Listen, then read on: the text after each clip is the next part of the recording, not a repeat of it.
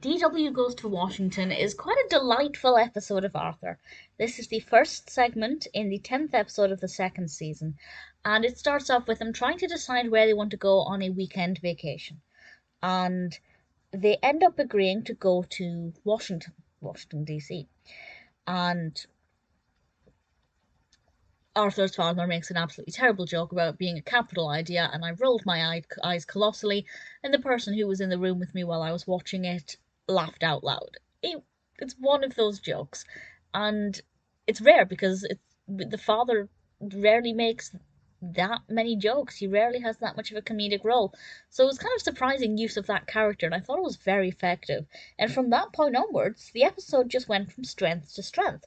So they go to DC, and while they're there, they're doing a tour, and DW is not very impressed. She doesn't understand the attraction of any of it, and she ends up wandering off and gets lost and meets a very interesting character along the way. And I won't say any more than that.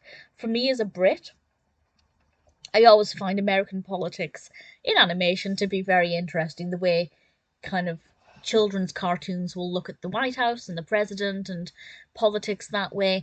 We don't really have the same thing in the UK. We do with the Queen, but we would rarely have, say, 10 Downing Street in animation form. It just doesn't happen. So it's definitely an interesting look at how different things are and how effectively done it is. I really enjoyed it. I thought it was very fascinating.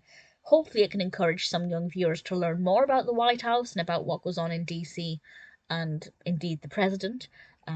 This kind of non-specific president, it's not meant to represent, well, maybe it is meant to represent one president, but that doesn't come across if you're not that knowledgeable, which is certainly the case with me.